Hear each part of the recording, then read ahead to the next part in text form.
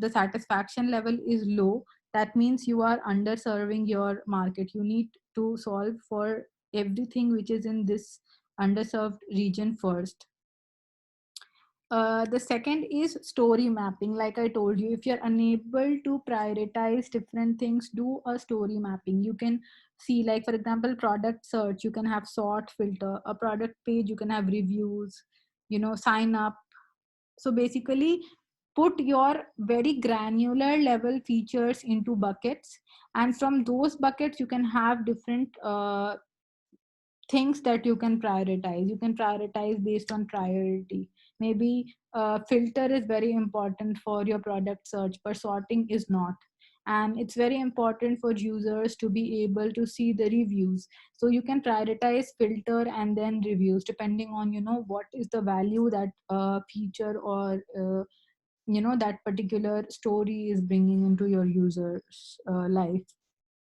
Third is Kano model. We talked about it as well, but like in terms of visuals, it gives you a better understanding. So basically you have satisfaction versus investment.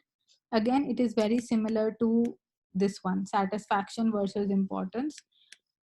Kano model. So all these models exist. It's not like there is only one model and all of them are doing different purposes. All of them are doing the same purpose of helping you prioritize. You have to decide which one you want to use. So for example, if some feature has very high investment level and the satisfaction level is low, that means it is a basic expectation that you have to build for. And delighters are something which is not going to harm you. It's like it's not helping you. It might help you gain users also, but it is something which is seen as a delightful experience, like a good to have feature, you can say. But it is not a must have. Basic expectations are those which are must have features. And the last one is, because we have spoken about value versus effort, another way to do it in a more visual format is, if you don't like spreadsheets and these formula based prioritization, what you can do is you can also plot it in this visual format. Which one has on an effort versus value basis. So which has the things which has a very high value and which has very low effort, those are quick wins, which is in this tab. Quick wins will help you build very valuable features with the minimum effort. You want to be building the first feature set from this quadrant. And these ones are very low on value, very high on effort. These are like time sinks. You don't want to waste your time building these. Okay, because the value that they're going to deliver to your user is very low as compared to the effort that you are going to put in. Okay, so like that is and that is all from my end. I wanted to keep a higher amount of time today for questions, because I guess a lot of you have been sending out assignments to me.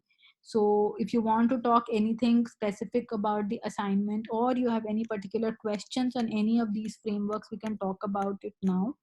I just wanted so basically, if you're sending your assignments, try to come up with the set of features that you want to build. When you're coming up with that, you first have to say what goal you are trying to achieve. Then you come up with a set of features. Then you come up with a success metric. How exactly are you going to measure the success of your features? And then you can prioritize any of the frameworks. I am not looking for anything specific. If you want 2 or 3 frameworks, it's up to you how you want to prioritize it, and come up with a list of these 5 features. This is how I'm going to measure it, and like a 10-day or a 14-day plan of how you're going to measure success, and roll it out to your user base. So yeah, that's all from my end. Any questions? We can take it now. Hi, so my question is that we are talking about prioritizing features Hmm. and the assignment which you have given. So in that, do we go into details of the feature as well? Because a feature would have another details as well, like it would have small stories of their own which could be delivered as a deliverable, but they will not make a full feature. Mm, I did not understand your question.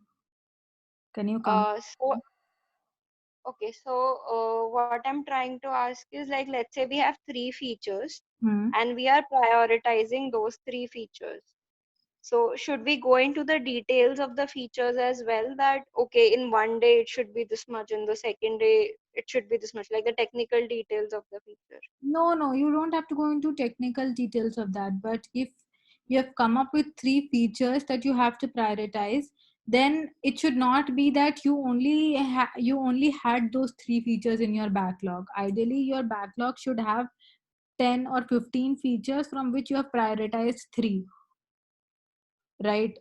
You don't have to say that, this feature is going to take 5 days to build, or this one is going to take 1 day to build. No, not like that. But you had 10 things that you had on your plate, and you prioritized and came up with those three features that can be built in. Okay, forget about the like it should be built in 14 days or not, but you can talk about why you have prioritized those three features, and how many days do you expect those features to go live, and how will you track the success of those features. Did I answer your question? Yeah, thank you. Okay. Hello, hi, Dvesha Kashish here. Hi, Kashish. Hi, actually, I just wanted to ask that based on the assignment, so what we were trying to do was list the features, and as we do in generally agile, we have user stories for it. Like for a particular feature as an epic, we have certain subdivisions to it. Maybe user story one and two, Hmm. like based on that, and that's how we were prioritizing it. But Right. as you said that want to, yeah, as you mentioned that we want to tell that in how much time, or we can mention that in how much time the feature would go live. So should we also talk about how we are planning that features to work technologically, like maybe the what would be the technological front and how they should go up? So should we give the solution as well? uh, uh, just wanted to clarify that.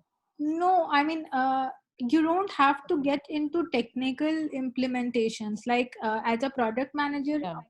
even if you are in an interview and you are asked to Correct. prioritize a set of features, you never go into Hmm. technical implementation details. What you get Yeah, into correct. is, how much time that feature should take to build. Okay, you cannot be a Yeah. product manager and you are talking about building an AI ML based feature, Hmm. wherein, let's say, Yeah. from an image you are going to figure out if it's a genuine product or not, right? If it's an e-commerce site. Yeah, exactly. So you Yeah. cannot be saying that, okay, I'll make this feature and I'll get it go live in a week. You cannot talk Sure. things Okay. like that. But you don't have to, like, let's say you're telling that a user should be able to add a comment on this, or and a user should be Hmm. able to upload a picture of the product that they have bought. You don't have to get Sure. into the technical details of, first there will be an uploader, and then you don't have to go into Yeah, those yeah, yeah. intrinsic details. But you should be able to have an idea of, because we are not doing a UX flow case study, right? Correct. We're just doing a Correct. Correct. prioritization case study. So in that case, you just have to be able to say that, okay, a user can should be able to upload a picture, and this feature is going to take two user stories or 2 days, whatever metric you are using to define the effort. Because if you're prioritizing on Yeah. value versus effort or any of these frameworks, you're going to give some score to that, right? Otherwise, how are you going to Yeah. prioritize? So how are you going to give these numbers, for example? So that is what I'm Correct. looking at, not like technical details or anything of that. I've never Okay. talked about technical details in any of these slides. Yeah, yeah, yeah. Yeah. Okay. But you should be Thanks a able to lot. estimate like the dev effort, like you see here. Exactly. Yeah. Yeah, So, okay. Thanks a lot for that. no problem. Hello, ma'am. Yeah.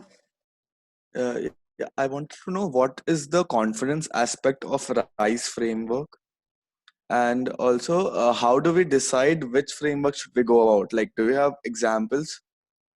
See, again, different companies are using different frameworks.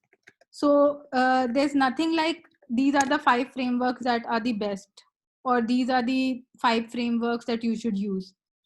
Some companies have developed their own frameworks as well, right? So there's no tool that this should that this is the best framework. It totally depends on which ones you feel most comfortable with.